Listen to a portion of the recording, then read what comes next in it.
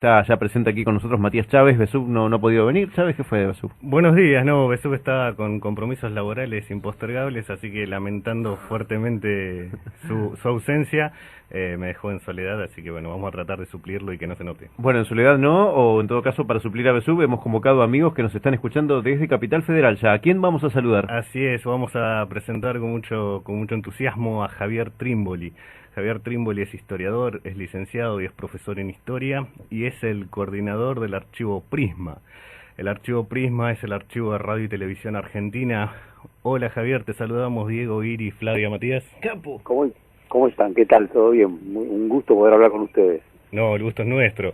Para comenzar, brevemente, si te querés explayar mejor, ¿cuál sería si tuvieras que comentarle a alguien que no sabe, qué sería el archivo Prisma y cuáles son sus principales objetivos?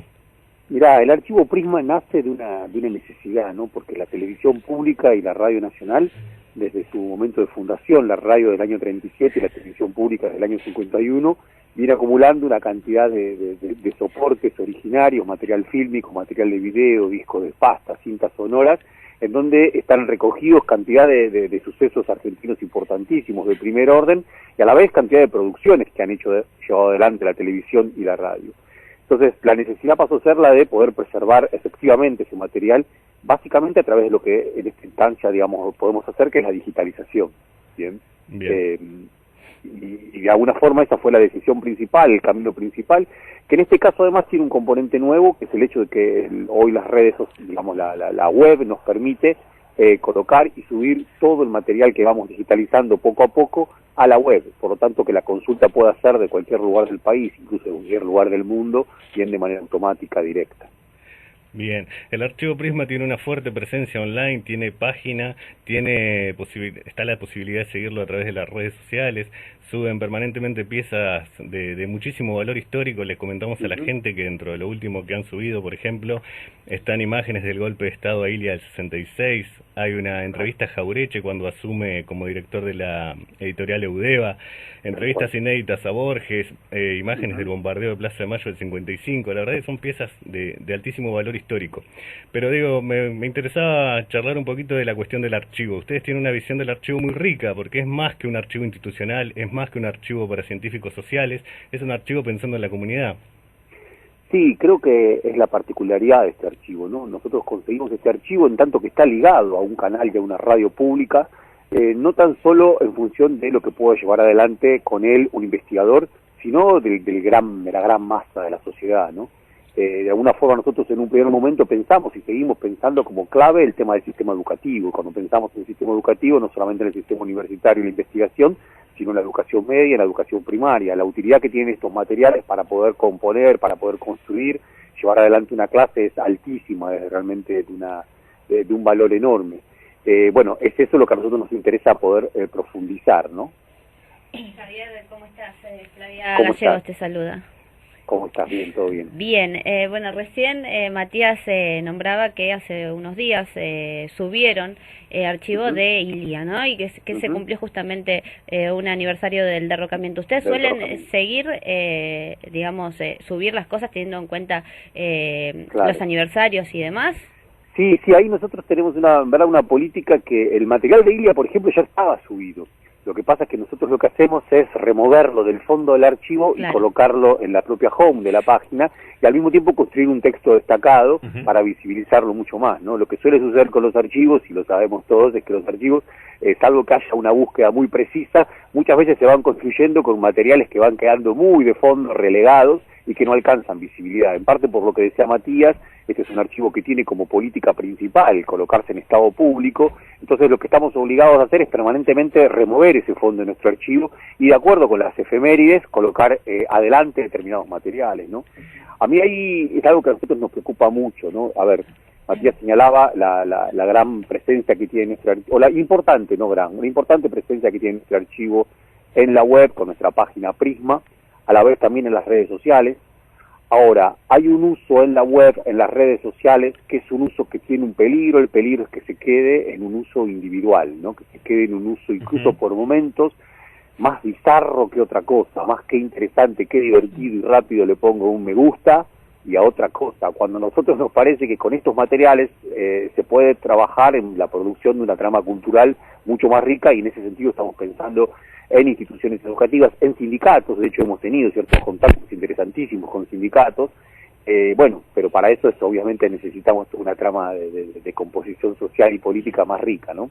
Estás escuchando a Javier Trimboli, profesor Javier Trimboli, coordinador de los archivos Prisma. Es un gusto escucharlo y obviamente tener la posibilidad de hablar con usted gracias a Matías y a la gente de Sempat. Mi nombre es Diego Colinamun y las preguntas que te quería hacer, Javier, tienen que ver con varias cosas. En principio, ¿cuál es el estado de conservación en que encontraron todo el archivo?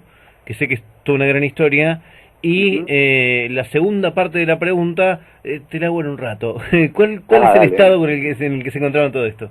Bien, el estado era realmente, no era un buen estado, no era un buen estado. De hecho, el archivo en particular de la televisión pública, del Canal 7, viejo Canal 7, perdió cantidad de material. ¿Por qué? Porque por mucho tiempo no hubo una idea de que, digamos, de que esto necesitaba una política de preservación. A ver, ¿a qué lo asocio esto? Por un lado, al hecho de que por lo general el material televisivo no era tomado como una fuente relevante, sino que era pensado siempre como un material residual, pero no, digamos, al estilo de lo que Benjamin podía pensar de aquel que hurga en la basura, en los residuos de una sociedad para poder producir investigaciones, sino residual, el que no le importaba a nadie. Por lo tanto, era cuestión de simplemente grabar en una cinta, pero, por ejemplo, en momentos de crisis económica en los 80, las cintas y videos se pueden regrabar. Por lo tanto, a veces se regrababa encima de una recital de Atahualpa Yupanqui un programa Cualunque que pasaba a ser olvidado en 2 días. No me digas que se encontraron con el recital de Yupanqui y cuando arrancaba de repente enganchaba con el clan de Patsy, una cosa así. Claro, tal cual. Tenemos casos de ese tipo porque al mismo tiempo la televisión tiene una necesidad. El aire es lo que manda la televisión pública como medio. Por lo tanto, nosotros estamos haciendo una suerte de contracultura en relación con la televisión, en tanto que decimos, es el aire lo que manda, pero que también manda es el archivo. Bien, por lo tanto, si el aire es lo que manda, entonces tenés que regrabar encima de Atahualpa Yupanqui. Si lo que manda es el archivo, bueno, primero tenés que preservar lo de Atahualpa Yupanqui, digitalizándolo, colocándolo en un server, guardándolo, preservándolo. A nadie se le ocurrió eso, digamos, y ponían arriba la noche del domingo. Y sí, pero ahí yo te diría, es así, ha pasado. Dios mío. Incluso después también se perdió la noche del domingo. O sea, claro. Lo que pasa es que tenemos tantísimo material que de todas formas es tanto lo que se pone en valor. Por ejemplo, lo que estamos preparando ahora para el 9 de julio, vamos a presentar como una suerte de recorrido muy amplio sobre todas las celebraciones, capturas oficiales desde el Estado que se hicieron desde los años 50 esta parte, del 9 de julio, ¿no? Con los desfiles militares, cosa que hoy está en discusión. Bueno, es un material maravilloso. ¿Por qué? Porque permite hacer un análisis muy interesante de lo que tiene de repetición nuestra historia, ¿no? De los surcos que una y otra vez se transitan, y al mismo tiempo con algunas pequeñas alteraciones. Ahora, ese es un material que se ha preservado. Ahora, cada tanto tenemos baches que son lamentables, ¿no? Javier, no podemos dejar de lamentarnos. Sí. En esos baches, y ya habilito pregunta, perdón, me lo comí yo solo. ¿Qué baches tenés? ¿Qué lugares temporales hay que quedaron en negro, en oscuro? Mirá, lo más tremendo que sucedió acá en el canal es que cuando el canal estaba ubicado en lo que es el edificio Alas, ahí en la avenida Leandro en Alem, cuando se produce la construcción de este edificio nuevo, que se construye a propósito del Mundial 78, el canal se muda, y hay una decisión de todo el material fílmico, que lo que hacía era reunir todo lo que había sido material de la parte, si se quiere, artística del canal. Todo eso fue tirado. Bien. ¿Qué años? Y estamos diciendo 78. Básicamente desde el año 57 hasta el año 77, 78, Dios la mío. Parte artística, no la del noticiero, la parte artística fue tirada.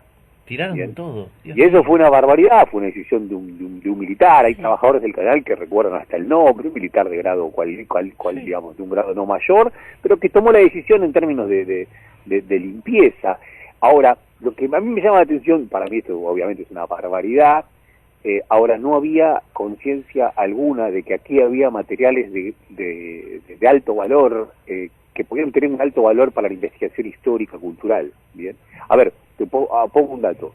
Yo estoy trabajando con el archivo desde hace ya un par de años, más allá de que Prisma y nuestra página empezó a circular recién hacia fines del año pasado.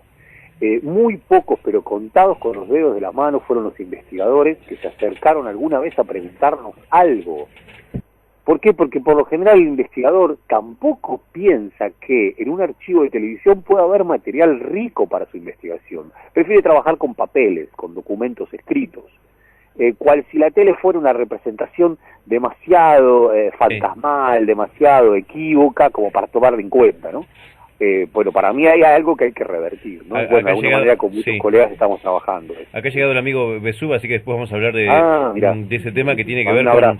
Sí. Bueno, porque ya hay historiadores que están trabajando en la historicidad, por ejemplo, de Facebook y de redes sociales. Es decir, che, guarda porque nos puede pasar lo mismo que con la tele. No le estamos dando bola y acá hay una carga importante, en principio, de algo que se está contando, ¿no? Totalmente. Pero vamos a estar con eso un ratito nada más. La última de mi parte, porque le saqué el lugar a Chávez y a todos, pero ya me voy a ir, no se preocupen.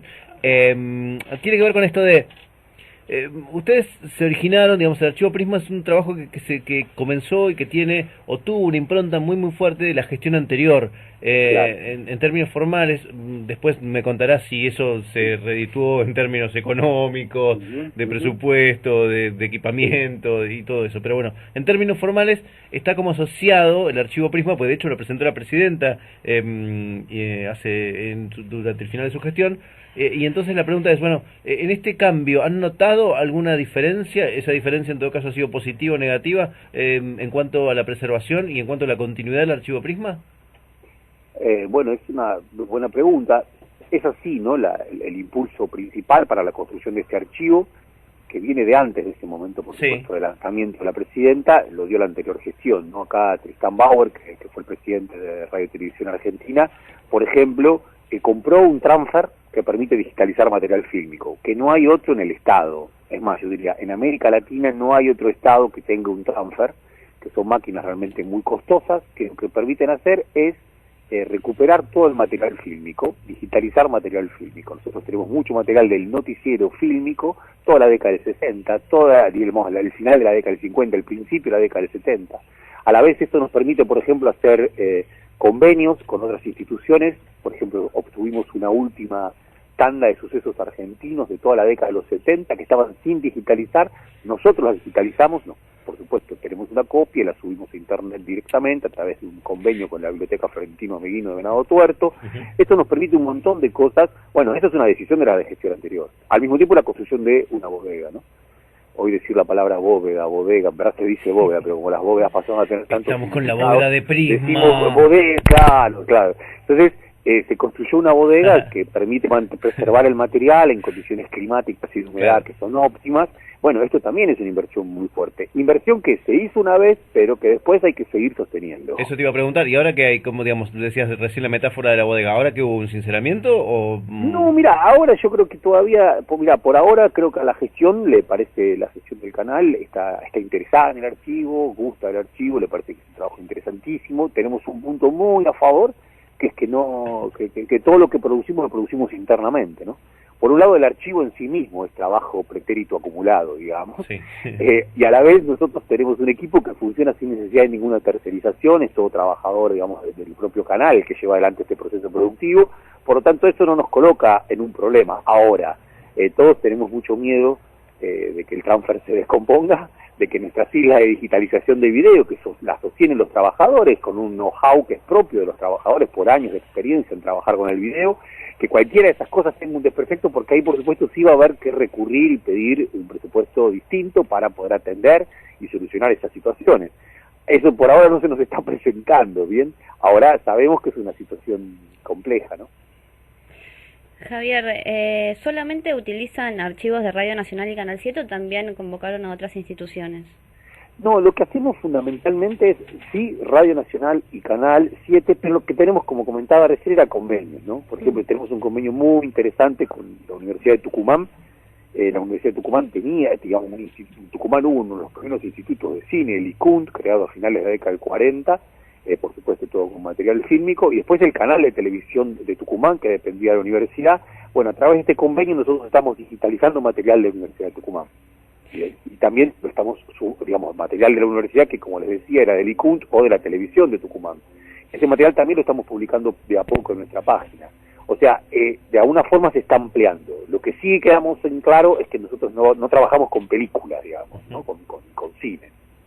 Claro, y con respecto a lo que mencionaban recién con Diego también, que en algún momento un militar decidió borrar o que hay una parte del archivo que se perdió y demás, ustedes teniendo en cuenta las diferentes gestiones, ¿no? Empezaron con la gestión anterior, ahora continúa un nuevo gobierno, ¿pudieron trabajar en la anterior gestión y en este con total libertad? Porque seguramente todos los gobiernos tienen algunas cosas que por ahí no les interesa que se vean o no les conviene que se vean.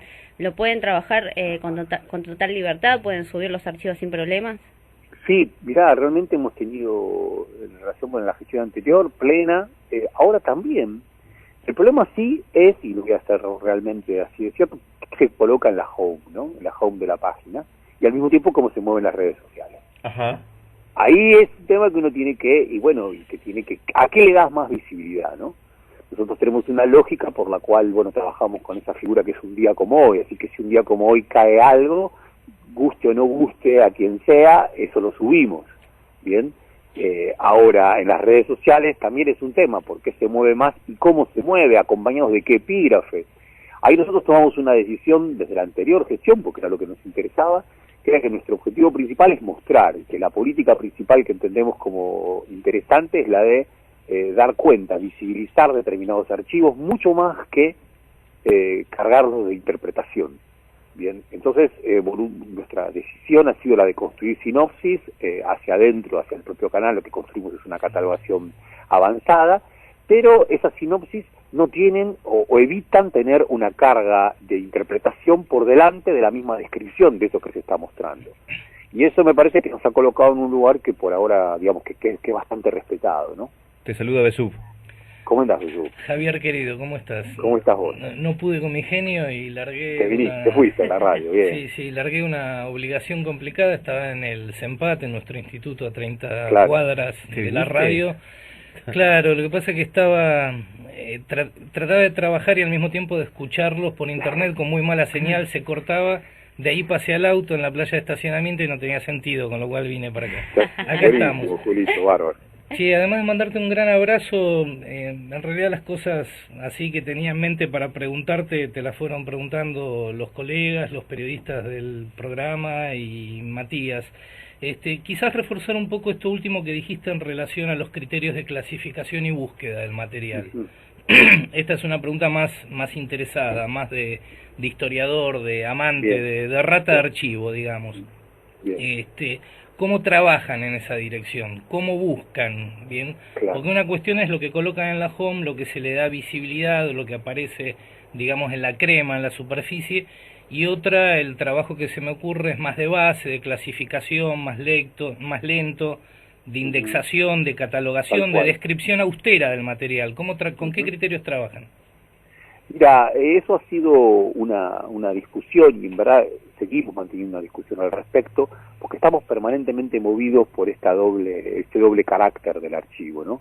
Un archivo que se quiere para la sociedad en términos más amplios y un archivo que a la vez quiere aportar a las investigaciones mucho más específicas, ¿no? De aquellos que estén interesados en producir conocimiento alrededor del archivo. Nosotros lo que hemos decidido, por un lado, es un sistema de categorías que nos ayuda y que todo aquel que ha intentado acercarse en función de desarrollar una investigación lo ha ayudado, un sistema de categorías por el cual no hay una categoría exclusiva, sino que, digamos, permite construir distintos campos de categorías que conviven. Eso nos ayuda mucho. Después un sistema de etiquetas que también viene bien, en tanto que permite ser buscadores primeros interesantes. A ver, voy a contar algo que tiene más que ver con nuestro problema actual.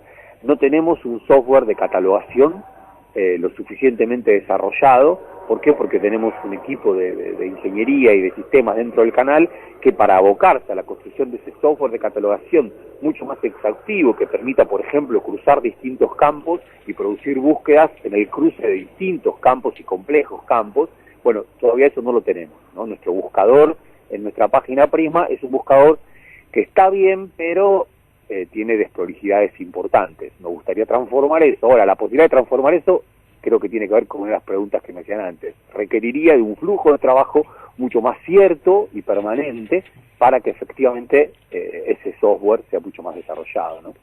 Sí, tenemos tiempo, así que te estamos escuchando. Por ahí Matías arrancó y tiene ganas así de preguntar algo. Abre los ojos, enarca las cejas y te dice. No, está exagerando. No, quería pedirte como alumno del profesor Trimboli que des algún ejemplo de una pieza que vos decías se puede trabajar en el sistema educativo. Es decir, bueno, ¿cuál sería el procedimiento? ¿Cómo se le da el contexto? Digo, ¿cómo se juega con los actores que aparecen, por ejemplo, en un video? Sí, ahí como profesor, a mí lo que, no sé, pongo un ejemplo que creo que está muy bien, ¿no? Hay un audio, aparte voy con un audio, ¿no? Hay un audio cuando Perón es removido de su puesto como vicepresidente, ministro de Guerra, secretario de Trabajo y Previsión, ¿no? En esos días en donde el peronismo parecía que no iba a existir, si no me equivoco es el 13 de octubre que da ese discurso. Entonces, ¿qué sucede? Él va a su despacho de Secretaría de Trabajo y Previsión y la radio del Estado, evidentemente fue una jugada que los propios adeptos a Perón producen, deciden transmitir por radio, por cadena, Radio del Estado, que es la Radio Nacional, el discurso de Perón desde la Secretaría de Trabajo y Previsión, y se organiza una manifestación, bien, eso es ahí nomás, en la Plaza de Mayo, en la ciudad de Buenos Aires, una manifestación, entre otros, se dice que ahí estuvo la misma Eva Perón, ¿no? Pero que parecía que Perón ya pasaba a otra situación. Ahora, ese discurso es un discurso conocido, pero donde está solamente la palabra de Perón. En este audio que nosotros tenemos, ¿no? De Radio del Estado, Radio Nacional, ¿no? No pongan octubre del 45, si no me equivoco es el 13, discúlpenme, 13 o 12. En ese audio, además de la palabra de Perón, lo que se escucha es a la multitud gritar.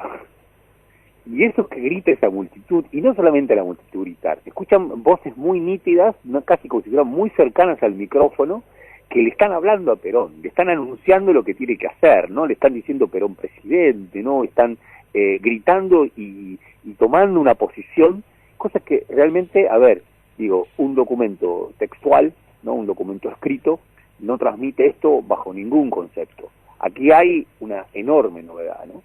Después, como otros ejemplos que uno podría señalar y que tenemos que son interesantísimos, por ejemplo, tenemos una entrevista fenomenal que le hacen a Viñone, ¿no? Viñone, Reinaldo Viñone, después de la Guerra de Malvinas, de septiembre de 1982, en Salta.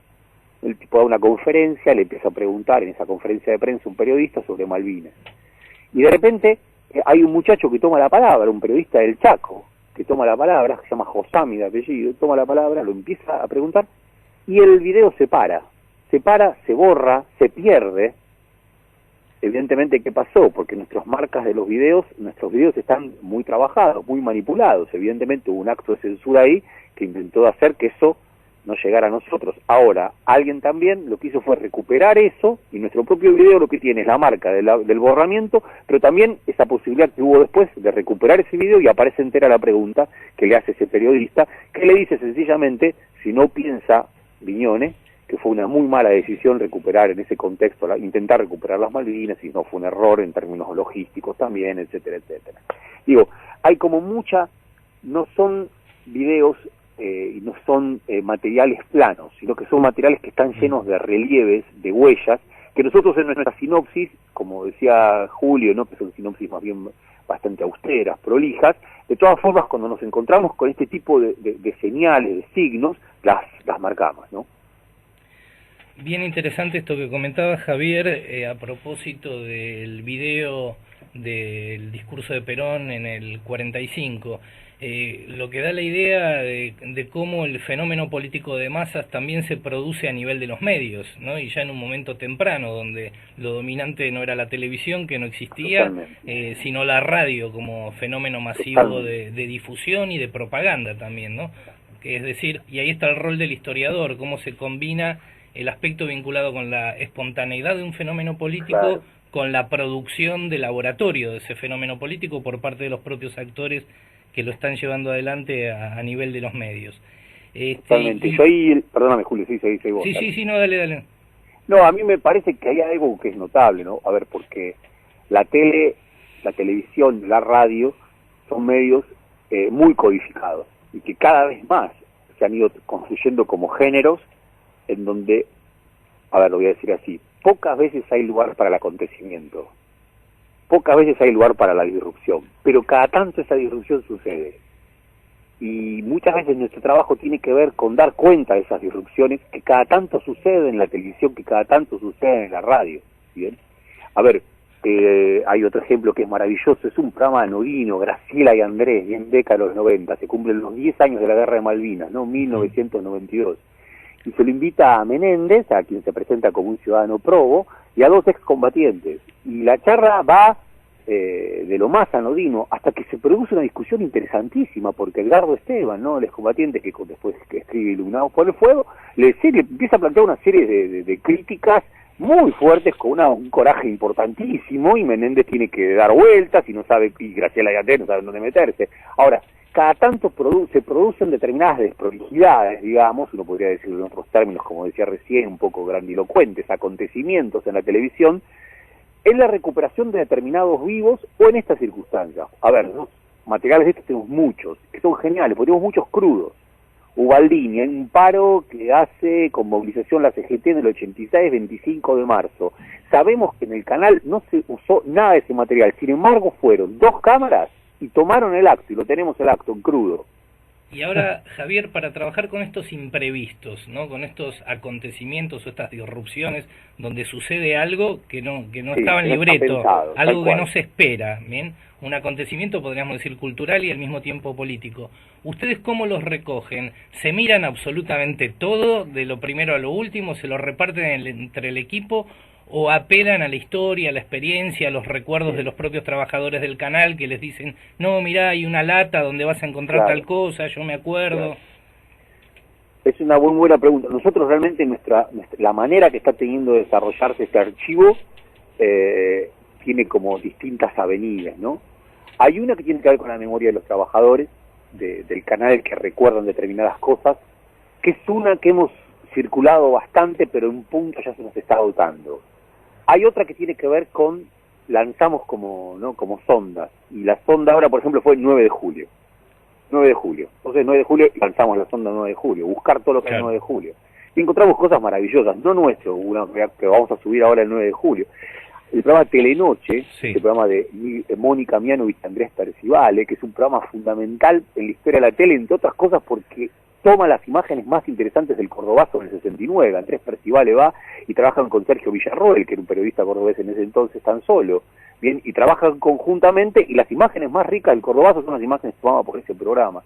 Ahora, lo que encontramos es ahora la emisión del 11 de julio del 1966, donde recogen imágenes del desfile del ejército. Julio Alzogaray era el general que días antes se había derrocado a Ilia, ¿no? Que días antes había derrocado, manifestándose por la Avenida Libertador, manifestándose un enorme desfile militar por la Avenida Libertador, que no fue el desfile más importante, el más importante fue en Tucumán, este sí lo fue en Buenos Aires.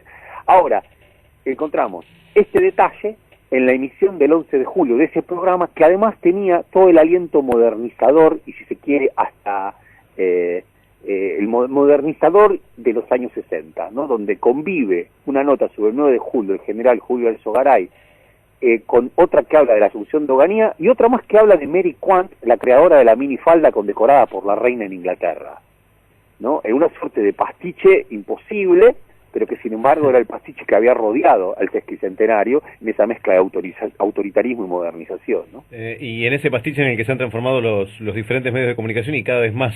Totalmente. Casi como si ahí hubiera una avanzada, ¿no? Una avanzada en ese entonces muy primera, que en muchos sentidos después se interrumpe. Imagínese lo que será buscar en esta suerte de complejo de cajas que es actualmente la realidad, algún dato como para los historiadores del futuro. Javier, te agradecemos desde ya esta comunicación. Obviamente Archivo Prisma es el lugar en donde debemos de referenciarnos, archivoprisma.com.ar. Gracias por el adelanto que nos diste a propósito de el especial del 9 de julio que van a presentar, y obviamente dispuestos a, cuando quieras, tener estas charlas por la radio. Muchas gracias. Bueno, muchísimas gracias a ustedes, un abrazo muy grande sobre todo para Julio, un gran amigo, y también para Matías. Se vino en el auto, dejó lo que estaba haciendo y se vino. Bueno, un abrazo muy grande. Diego? Una última, dale. Una última. Respecto del rol del equipo de historiadores adentro del canal, además de todo lo que describiste en relación al archivo, yo sé, por el hecho de haber participado en en el rodaje de un documental que lamentablemente nunca vio la luz, que juegan un gran papel en todo lo que tiene que ver con la elaboración de contenidos históricos, y que esto se viene dando desde hace varios años. ¿Cómo está esta situación en este momento? Julia Rosenberg, toda esa gente. Sí, no, eso ahora está, digamos, ¿no? De alguna manera, el trabajo del archivo es un trabajo que nos sostiene hoy, ¿no? Y hay algo ahí del archivo como espacio que resiste, que es muy interesante, y se ha transformado, quizás no lo habíamos pensado de esa manera, porque nunca lo habíamos pensado de esa forma, pero de haber trabajado mucho en todo lo que tiene que ver con la construcción de programas de buena divulgación, digamos, tanto en la pantalla de Canal 7 como en la pantalla de Canal Encuentro, este proyecto en el que vos participaste, Julio, que era sobre la conquista del desierto, esos proyectos fueron encallando, ¿no? No hay un interés, por supuesto, en revisar la historia en este momento, más bien hay un interés por sellar. El otro día se hizo un trabajo sobre Ilia interesante en la pantalla del canal, muy extraño, digamos, fue un trabajo muy periodístico, no fuimos convocados en lo más mínimo, pero me parece que eso realmente se ha cortado en términos de que no hay un interés en volver sobre materiales del pasado y hacer una relectura del pasado argentino. Imaginen ustedes, un tema como el de la conquista, la llamada conquista del desierto, hoy no produce ningún interés. Se han leído los guiones acá y directamente casi ni nos dieron respuesta, pero la no respuesta quiere decir que no interesa en lo más mínimo. Claro. Ahora, el archivo se ha transformado en un lugar interesantísimo. Se ha transformado en un reducto, podríamos decir. Se ha transformado en un reducto, es esto que dice Derrida, en ese genial texto de Derrida. Yo no soy un gran lector de Derrida, pero bueno, el texto Mal de Archivo, ¿no? Mal de Archivo es un texto notable en donde habla del archivo como ese lugar primero de domicialización, y una domicialización que al mismo tiempo es compleja, ¿no? Él dice archivo tiene, el origen de la palabra tiene la idea de poder, ¿no? De nomos, y al mismo tiempo de origen, ¿bien? Nos coloca en un lugar extraño. ¿Por qué? Porque uno pasa a hacer la construcción a través del archivo, un tipo de poder. Ahora, evidentemente uno no se lleva del todo bien cuando ese poder implica que tan solo se guarezca y se preserve de una hostilidad que lo rodea, ¿no? Entonces, por eso es nuestra necesidad de trabajar más con el sistema educativo, de trabajar mejor con, genial este tipo de comunicación, porque nos implican a construir otro tipo de trama, ¿no?